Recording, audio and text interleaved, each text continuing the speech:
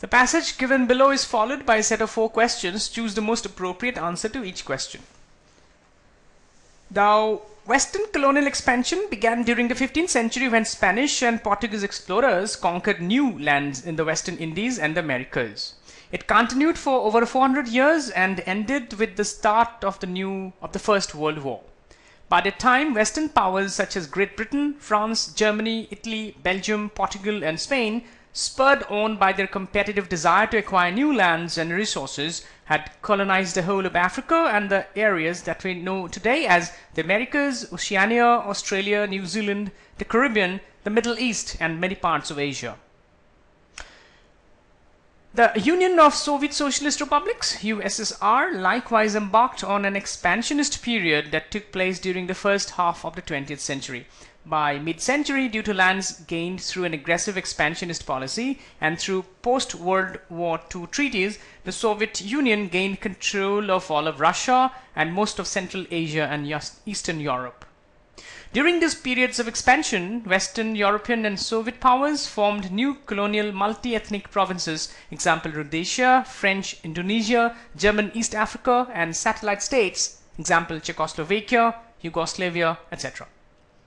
They did so with little regard for the people living in the newly controlled areas or for existing geographic or cultural boundaries. Populations that had previously identified themselves as distinct based on their cultural, ethnic, and or religious heritage were forced to unify under a single national identity.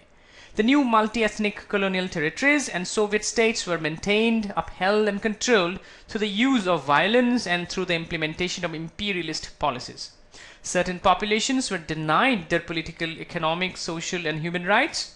Imperialist policies promoted ethnic rivalry by favoring one group above the others, distributed resources in an unequal manner. This allowed democratic governments and prohibited local participation in governmental decisions and actions. By the 1960s, after years of fighting for independence, most Western colonial territories, example India, Indonesia, Algeria, had gained self-rule. Sovereignty, however, did not bring with it freedom from imperialist influences. Colonial legacies were visible in the desire of the new governments to keep the boundaries that were created during colonial times, in the promotion of ethnic rivalry, in the continuation of inhumane and unjust actions against minority populations, and in the practice of distributing the country's resources in an uneven manner.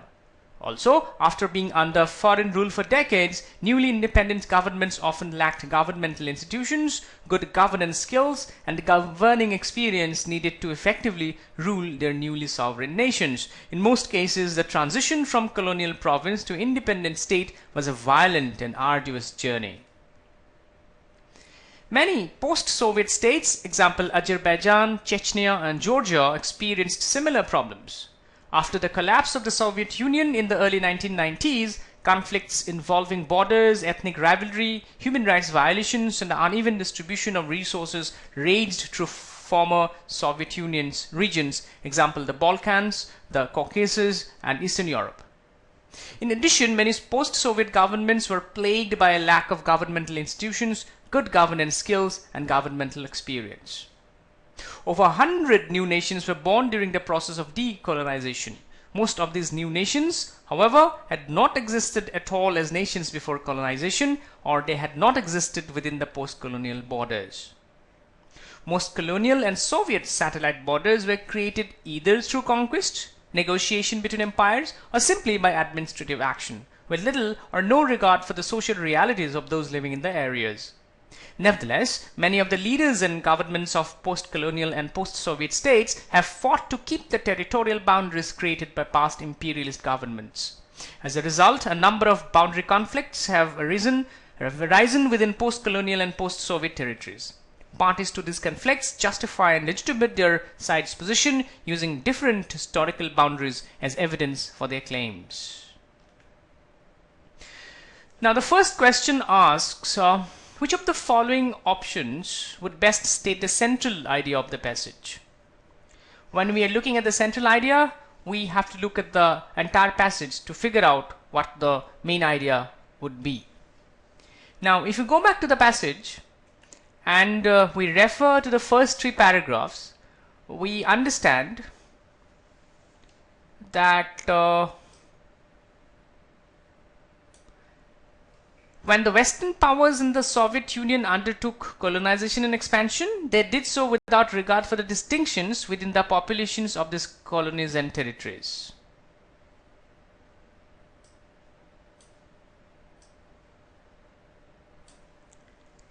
The last line of the third paragraph states that imperialist policies helped promote ethnic rivalry.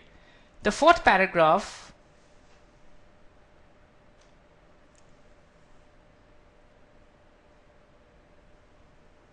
indicates that despite obtaining freedom, erstwhile colonies were unable to bring in good governance, etc., justice and equality among these people. This was the case with the provinces of the erstwhile Soviet Union. The last line of the passage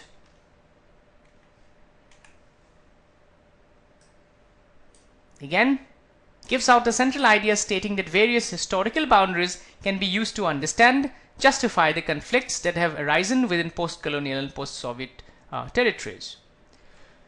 If we look at the choices given here, the one choice that perfectly paraphrases all of what has happened or what has been written about in the passage is choice C.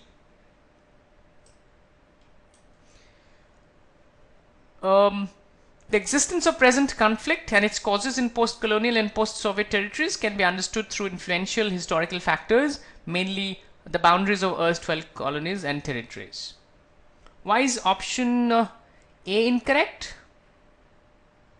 Option A is incorrect because it does not indicate that Western powers failed to build nation states, an issue that is indicated in the passage only.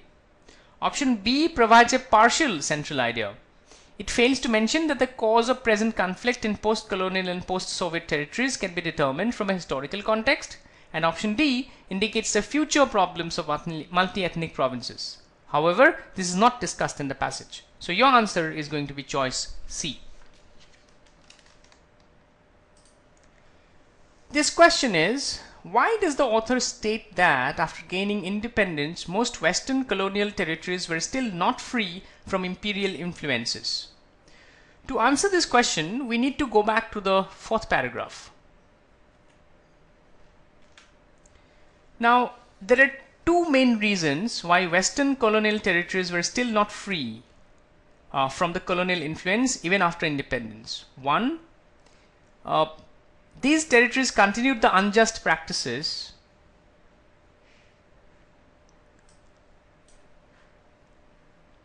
and that had prevailed during colonial times, and two, these territories did not have the experience that was required to run an autonomous government. In effect, they lacked the infrastructure and support for good governance. Now, if that is the case, and we look at the choices which are given here, we see that there is one choice, which is choice D, which paraphrases the information we just read in the fourth paragraph. And that is that the territories were inexperienced in good governance and continued unjust practices employed by the colonial powers. This will answer the question. Choice A describes a transition from a colonial to an autonomous territory. So it can't be correct. Option B is incorrect because it is a partial answer. It does not take into account the fact that these territories continued with previous colonial practices. Option C is incorrect because it's again a partial answer. It does not take into account that the territories lacked experience in and support for good governance. So the ideal answer would be choice D for delta. According to the passage, one of the inferences that can best be derived from the regular reference to territorial boundaries is. Now, what do we need to answer is that we need to find information about territorial boundaries. Now, it is mentioned in the passage that territorial boundaries were created by colonial and Soviet regimes without regard for the individual's cultural boundaries, without any reference to his cultural, ethnic and or religious affiliation. The third to the fifth lines in the third paragraph. Here it is. The passage also states that even after independence, most colonial territories maintained their boundaries despite the conflicts attached to it. This is paragraph 4 and 5. Now, if that is the case, we can infer amongst the choices that choice A, in the process of colonization and expansion, the emphasis on regions and land was greater than that on cultural and ethnicity. This would be the perfect answer, because this is one of the inferences that can be best derived from regular reference to territorial boundaries. Why is choice option B not correct? It's incorrect as it goes against the information in the passage that post-colonial and post-Soviet states have attempted to keep up the territorial boundaries created by past imperial governments. This is against what is given in the passage. What about choice C or option C? Choice C can be ruled out again because territorial boundaries changed during the period of colonization and Soviet expansion. This does not indicate the need for international diplomacy. So C cannot be the answer. And D is incorrect because the passage does not concern itself with the future consequences of any changes that are made in the present day. So your correct answer is going to be choice A.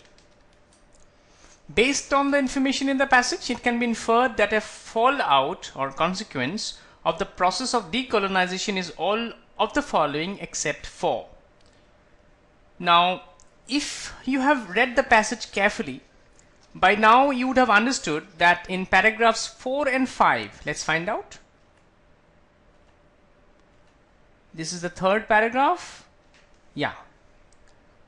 The fourth and the fifth paragraph mention the fallout that's a consequence of the process of decolonization.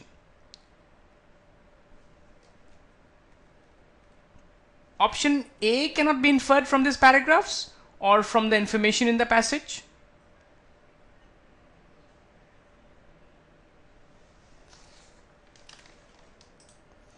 There is no indication that new nation states have to link with their previous cultural identity. In fact, new nation states find it rather difficult to disassociate themselves from imperialist influences that actually disregard cultural identities. So A definitely cannot be inferred. So your answer is going to be A. However, let's look at the other choices also. If you look at option B, it can be inferred from the penultimate sentence of the fourth paragraph.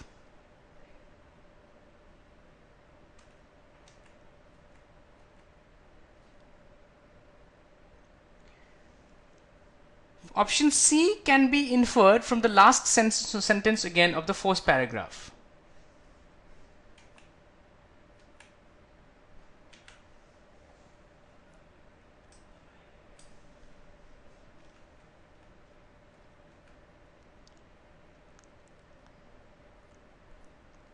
And option D can be inferred from the third sentence of the fourth paragraph again.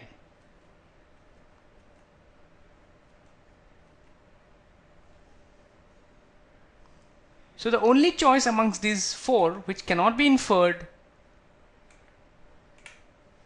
is A, new nation states that have to link with their previous cultural identity is not given anywhere in the passage. So we can safely assume that A is the best answer.